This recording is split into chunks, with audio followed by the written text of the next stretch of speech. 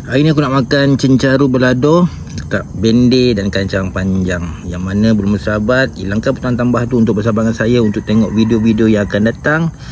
Jom kita makan. Bismillahirrahmanirrahim.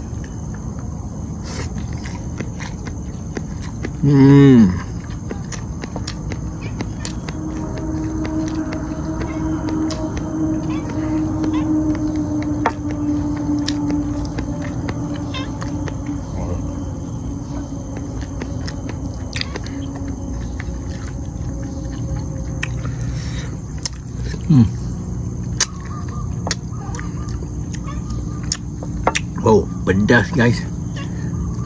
Kali ni cili kering dia pedas. Wow. Sambal balado cencaru, letak bende. Cuma beza je, tak ada daun kesum. Kalau aku letak daun kesum, letak daun gantan, air lebih sikit air, tak kering, jadi akan jadi asam pedas.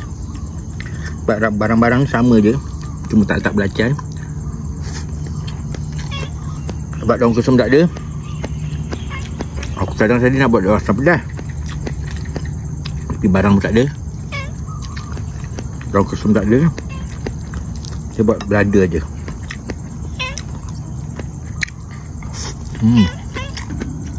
Ini pun aku tak tahu dah berapa lama dah macam tak masak.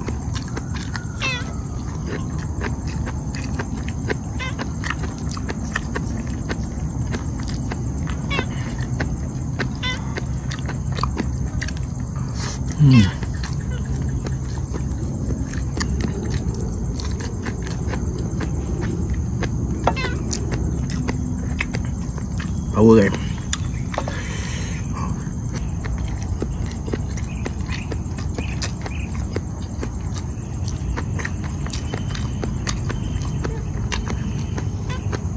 Memang power.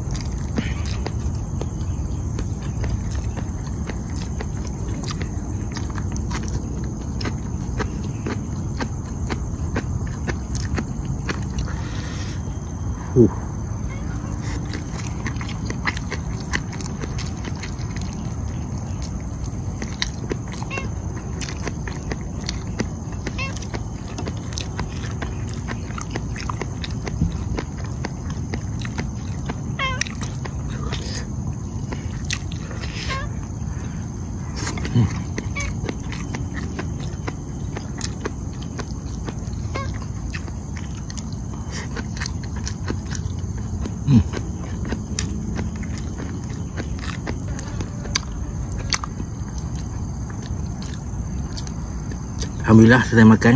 Jangan lupa follow, like, comment and share. Tunggu video akan datang, apa aku nak masak, apa aku nak makan. Stay tune guys. Assalamualaikum.